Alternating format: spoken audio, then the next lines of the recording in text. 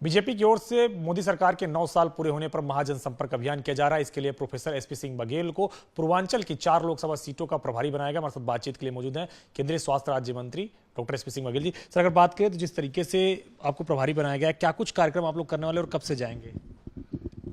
30 मई को माननीय प्रधानमंत्री जी के प्रधानमंत्रित्व काल के केंद्र सरकार बनने के 9 साल पूरे हो रहे हैं। तो 30 मई से 30 जून तक पूरा एक बहुत बृहद प्रोग्राम है, जिसमें लगभग पूरे 30 दिन हम लोग बिजी रहेंगे, क्योंकि मिनिस्टर्स 4 लोकसभाओं के क्लस्टर प्रभारी हैं, और खुद अगर वो लोकसभा के एमपी हैं मेरी तरह, तो उनके यहाँ भी इसी प्रकार से केंद्र सरकार के कोई मंत्री आएंगे। तो तमाम है, प्रेस कॉन्फ्रेंस करना है, अपना लेखा जोखा बताना है कि 9 साल में मोदी जी ने क्या काम किया।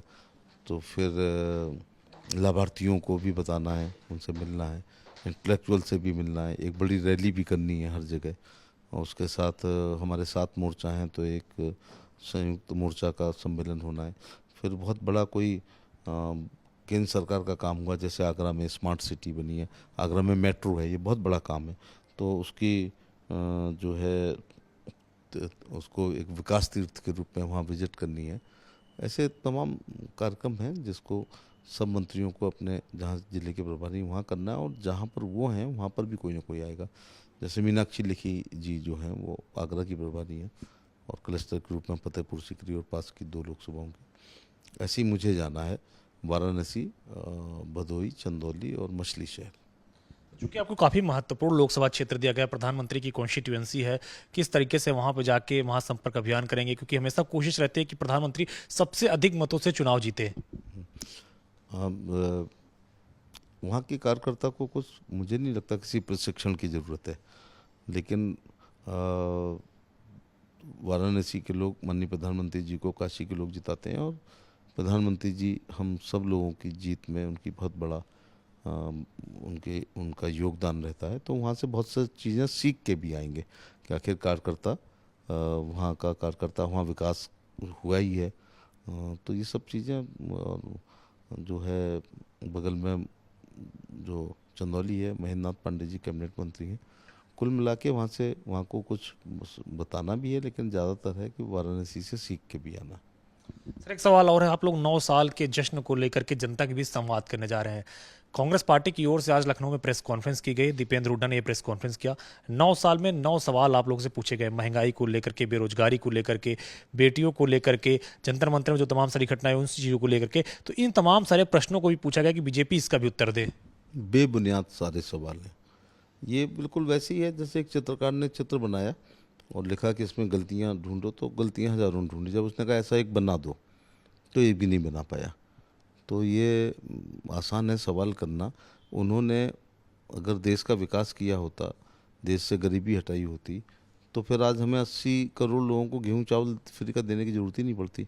उन्होंने शौचालय बना दिए होते, आवास बना दिए होते, उज्ज्वला में सिलेंडर दे दिया होता, सौभाग्य में बिजली दे दी होती, किसानों को सम्मान निधि दे दी होती, इलाज के लिए आयुष्मान कार्ड कर दिया होता, विधवा विकलांग वृद्धावस्था पेंशन का अमाउंट जो आज दे रहे हैं हम लोग वो दे रहे होते, ई श्रमिक कार्ड में लोगों का काम किया होता, स्मार्ट सिटी वो बना दिए होते, मेट्रो वो ला देते, एयरपोर्टों की संख्या वो बढ़ा देते, एम्स की संख्या वो बना देते ज़्यादा, मेडिकल कॉलेज वो ज़्यादा बना देते, पीजीआई वो ज़्यादा बना देते। तो हमें करने की आवश्यकता नहीं होती, चूंकि ये सब हुआ नहीं उनके शासक काल में। तो मैं इसको कहता हूँ, पहले कहा जाता था आज़ादी से पहले और आज़ादी के बाद। अब आज़ादी से पहले की तो बात नहीं करनी है, लेकिन 47 से और 14 तक और 14 से 23 ये 9 साल उनके 66 साल पे भारी हो रहे हैं। 9 साल में जैसे मेरा विभाग ले लो, 9 साल जितने 66 साल में एम्स बनी उससे ज़्यादा 9 साल में, जितने 66 साल में मेडिकल कॉलेज बने उससे ज़्यादा 9 साल में, जैसे 66 साल में पीजीआई बनी, स्वास्थ्य से संबंधित 9 साल में बन गई। वैक्सीनेशन आप देखो कि 220 करोड़ वैक्सीनेशन कोई करा सकता है? ये तो मोदी जी के ही समय सब हुआ है।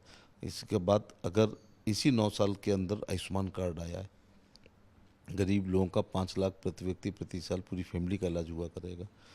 तो 9 साल बनाम 66 साल में मैं देख रहा हूँ कि 9 साल का पलड़ा विकास का उन पर भारी है।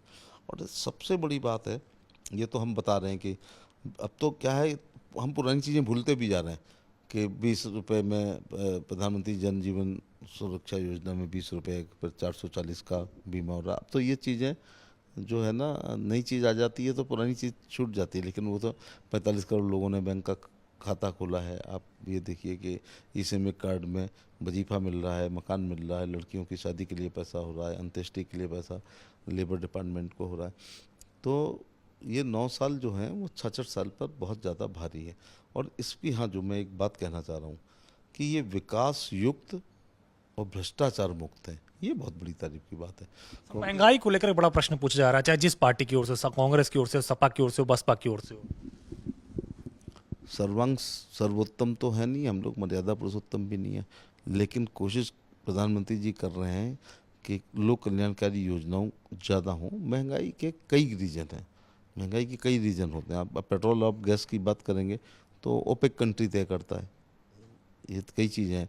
लेकिन ये आप क्राइम में यूपी में आ जाओ ना, बात करें ना अखिलेश यादव कि उनके समय कोई बेटी बहू प्लॉट दुकान मकान सुरक्षित नहीं था, तो आज मुख्यमंत्री का बुलडोजर से भी शांति आई हुई है। हीनियस क्रिमिनल सारे इस समय जेल में हैं, माफिया लोग हैं माफ़ी मांग रहे हैं, लोग गले में तख्ती डाल के थानों में आ रहे हैं। मैं नरसों आगरा था एक शादी में, तो 12 बजे रात के आसपास मैं सिकंदरा से जब आ रहा था तो एक माँ बेटी को मैंने स्कूटी पे जेवर पहने देखा, तो मुझे गुजरात याद आया कि गरबा के दिनों में किस प्रकार से वहाँ मोदी जी सीएम थे तो ज्वेलरी पहन के रात भर महिलाएं चलती हैं। ऐसा सीन कभी हमें समाजवादी पार्टी की सरकार में देखने को नहीं मिला था। सर एक सवाल और है, अगर बात करें तो जिस तरीके से एमएलसी के उपचुनाव हुए उत्तर प्रदेश के अंदर, दोनों सीटें आपने विजय प्राप्त की है, लेकिन मायावती ने सवाल उठाया है अखिलेश यादव के ऊपर। कहा है कि जानते थे कि हम चुनाव नहीं जीत सकते, फिर भी दलित और ओबीसी उम्मीदवार को उतारा, उनका अपमान किया है। देखिए, ये समाजवादी पार्टी के ऊपर है कि वो उपचुनाव में जाएं ना जाएं, एमएलसी के चुनाव में जाएं या ना जाएं। बहन जी का तो मैं 2007 से 12 की सरकार में देख रहा था कि एक आध बाई इलेक्शन के अलावा वो बाई इलेक्शन में नहीं गई थी, क्योंकि बाई इलेक्शन मैन इलेक्शन की पूर्व संध्या पे होते हैं। तो इसमें अखिलेश का नुकसान ही हुआ है। अभी कायदे में तो आजमगढ़, जो हम लोग किसी भी टीम को, चाहे किसी भी सीट को, चाहे वो राजधानी समाजवादी पार्टी की रही हो, उसको गंभीरता से लेते हैं। इसीलिए कन्नौज हम लोगों ने जीत ली, डिम्पल यादव जी हारे हैं। बदायूं हमने जीत ली, जो धर्मेंद्र यादव। फिरोजाबाद हमने जीत ली, जो फिरोजाबाद। और अखिलेश द्वारा छोड़ी गई सीट पर आजमगढ़ को हम लोगों ने जीत दिया और रामपुर जीत दिया। इसलिए 24 में जो प्रमुख सीटें, बागपत हम लोगों ने जीती है, मुजफ्फरनगर हम लोगों ने जीती है, अजीत सिंह साहब और जयंत चौधरी चुनाव हारे हैं। मथुरा उनके प्रभाव की लोकदल उसको जीत दिया। तो बाकी सीटों पे तो कोई दिक्कत नहीं है। जो बड़ी समाजवादी पार्टी की बहुमूल्य सीटें थी, जहाँ सेपी परिवार खुद लड़ता है, वहाँ पर आज भारतीय जनता पार्टी के प्रत्याशी जीते हैं। सर एक आखिरी सवाल है, दिल्ली में आपने देखा होगा कि साक्षी का किस तरीके से बीभत्स तरीके से हत्या की गई। साहिल गिरफ्तार हो गया है, लेकिन दिल्ली के मुख्यमंत्री हों या फिर दिल्ली की महिला आयोग के अध्यक्षा हों, वो कानून व्यवस्था को लेकर भी प्रश्न उठा रहे हैं कि कानून व्यवस्था बेहतर यहाँ पे और होनी चाहिए। और जिस तरीके से घटना हुई, आप कैसे देखते हैं? दो पहलू हैं। एक पहलू ये है कि घटना हुई, और घटना जो है, जो अफेयर है, वो प्रायोजित है। जैसे उसने अपनी मुस्लिम होकर के, तो मुसलमान अपनी आइडेंटिटी क्यों छुपाते हैं? इतना ही धर्म अच्छा है, इतना ही वो लोकप्रिय हैं, इतना ही संभाव हैं, अगर वो इतना ही सब उनसे प्यार करते हैं, तो ये आइडेंटिटी क्यों छुपाई जाती है? इसका मतलब कहीं डीमेरिट है ना उनकी, ये अयोग्यता है। तो फिर कलावा क्यों बांधा, पहला सवाल पूछता हूँ। और जितने इतने में कलावा बांधे घूम रहे होंगे देश भर में। दूसरा, रुद्राक्ष जो हिंदू का प्रतीक है, नाम इस प्रकार से जो हिंदू और मुसलमान दोनों हो सकता है। फिर कोई दोस्त होता है, वो पप्पू मुन्ना गुड्डू करके बुलाता है। फिर टारगेट कभी ऐसी लड़कियां नहीं होती हैं जो एमबीए हों, बीबीए हों, बीसीए हों, एमएससी हों, लॉ हों, पीएचडी हों, डॉक्टर्स हों, इंजीनियर्स हों, बड़ी पत्रकार हों, आईआईएम हों। तो ये 14, 15, 16 साल की बेचारी बच्चियाँ, जो एक बाल मनोविज्ञान होता है, तो वो प्रभावित हो जाती हैं, अट्रैक्ट हो जाती हैं। फिर जब उन्हें पता चलता है कि ये धर्म नहीं है, तो थोड़ी कुछ उनको प्रॉब्लम होती है। क्यों प्रॉब्लम? उस धर्म से नहीं होती होगी, मुझे लगता है प्रॉब्लम ये होती है कि छल के साथ रिश्ता बनाया है। तो लड़की तो बेचारी प्यार करती है, लेकिन जब ये सब पता चलने पर उसको लगता है कि ये धोखा है। क्योंकि अगर मोहब्बत है तो उसमें हर चीज़ बताई जाती है, वो उसमें कोई हिडन एजेंडा नहीं होता है। तो फिर मिलना जुलना वो मना करते हैं, तो इस प्रकार से क्रूर हत्या होती है। ऐसी क्रूर हत्या वही लोग कर सकते हैं जिन्होंने अपने परिवार में क्रूरता को देखा है, चाहे वो पशुवध का हो, चाहे वो चिवा करते हुए जानवरों को देखा हो, या वो उन्होंने हलाल करते हुए जानवरों को देखा हो। मैं बहुत बड़ी बात कह रहा हूँ, क्योंकि जैसे परिवेश में रहते हैं लोग का जीवन पर प्रभाव पड़ता है। तो मैं इसकी घोर निंदा करता हूँ। जब लव जिहाद हमारी तरफ से आया था तो इसको लोगों ने बहुत इस पर बहस की थी इस पर में। तो ये क्या है? कलावा बांधना, रुद्राक्ष पहनना, टीका लगाना, हिंदू लड़की को टारगेट बनाना। और क्या मानते हैं कि ये लव जिहाद का केस है? क्यों नहीं है, इसमें क्यों नहीं है?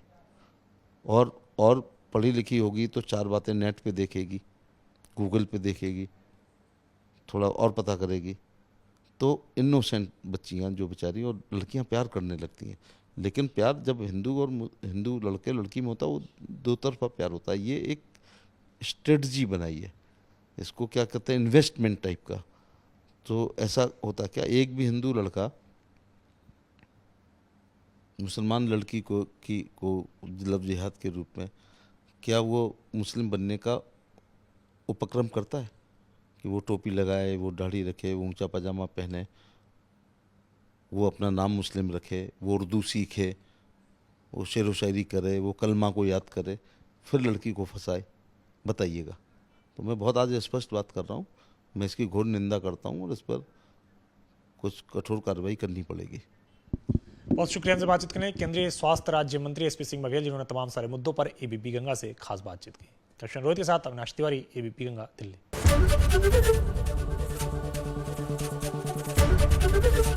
एबीपी गंगा, खबर आपकी, जुबान आपकी।